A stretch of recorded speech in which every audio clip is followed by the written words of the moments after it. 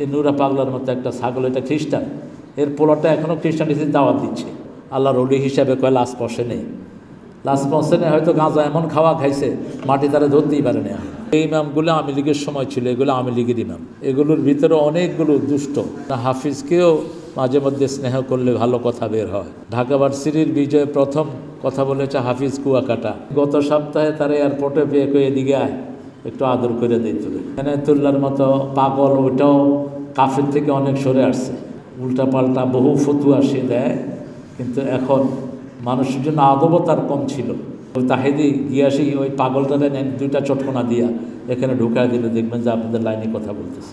Michael Jackson মারা গেছে আজকে কত বছর, তার লাশ কিচ্ছু হয়নি, কারণ সে এমন পয়জন নিত, ওই যেটা ছিল সেটাই আছে, অক্ষত অবস্থায় আছে। একসময় যারা ময়দানে কাঁপাতো যুক্তিবাদী, হাবিবুল্লাহ বেলালী, এদের নামও কেউ উচ্চারণ করে না।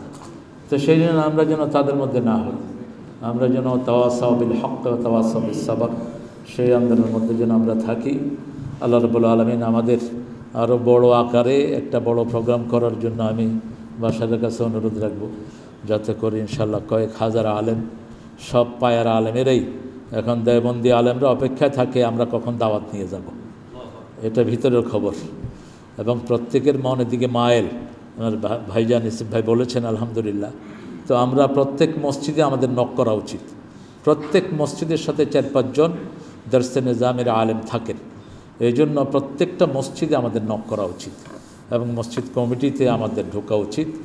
এবং যারা ওই সময় থেকে ছিল, দেখেন সব পরিবর্তন হয়েছে, কিন্তু ইমামদের পরিবর্তন হয়নি। যে ইমামগুলো আওয়ামী লীগের সময় ছিল, এগুলো আওয়ামী লীগের ইমাম। এগুলোর ভিতরে অনেকগুলো দুষ্ট, এগুলো 14 রকমের চেহারা নিয়ে সেখানে টিকে আছে। এই জন্য ওই সময় যেগুলো আসছিল বড় বড় মসজিদে খতিব, এগুলোকে গর্দানা ধরে বের করে দেওয়ার ব্যবস্থা করা উচিত, কারণ এরা বহুরূপী, এরা যখন যেটা তখন সেটা। সেজন্য আমরা যেন আমাদের আদর্শের উপর অটল থাকি।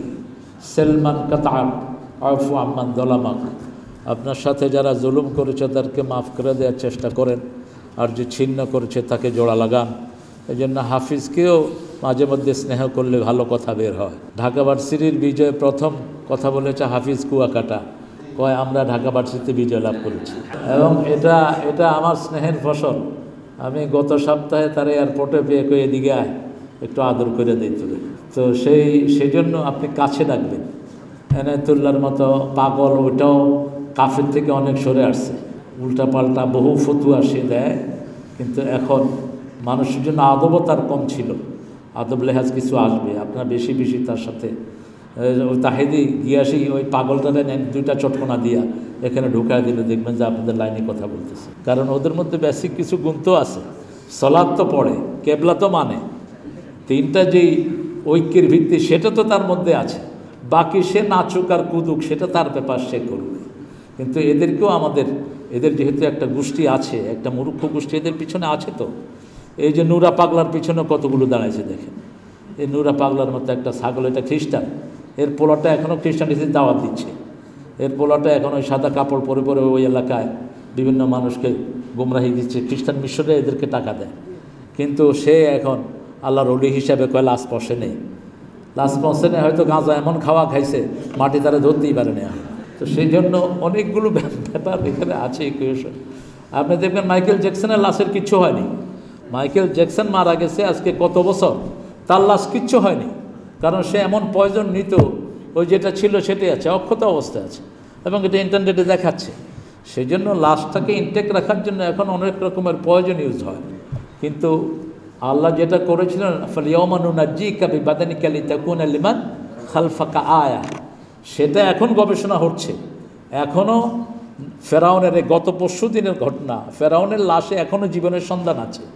সে 3500 বছর আগের সাগরে পচে যাওয়া লাশ, আল্লাহ বলছেন আমি এটাকে জিয়ে রাখবো।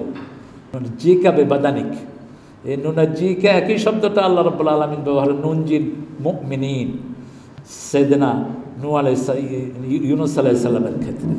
তো সেই জন্য আমরা ইনশাআল্লাহ আমাদের যে ভাইদেরকে আমরা আগে আনবো, যারা কোরবানি দিয়েছেন, এই ভাইরা অনেক জায়গায় পিছিয়ে আছেন, এদেরকে আগে নিয়ে আসবেন, এদেরকে সময় দিবেন, এদেরকে প্রমোট করবেন।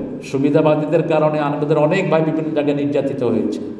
আমার কাছে কালকে এক জায়গার খবর এসেছে, এক শয়তান, সে আমার পরিচয় দিয়েছে, আমার ক্লাসমেট ছিল এক সময়, পরিচয় দিয়ে আমাদের কয়েকটা ছেলেকে ছাত্রলীগের ওই সময় নিয়ে এই থানাতে আক্রমণ করাইছে, খুব পিটাইছে তাকে, এখানেরই ব্যবসায়ী। এরপরে থানা আমির আমাকে বলছে যে এ তো এখন বিএনপির বিরাট লিডার, তাহলে তারা উঠে আনো, হাত পা কাটো, ব্যবস্থা করো। এসব শয়তানদেরকে যেন আমরা কোনোভাবেই ছাড় না দিই, কারণ আমাদের ভাইয়েরা যাদের কারণে ঘর হারা হয়েছে, 10 বার এক ভাইয়ের বাসায় রেড করেছে এই শয়তানদের কারণে। এরকম বহু হুজুর আছে আমাদের গ্রাম অঞ্চলে।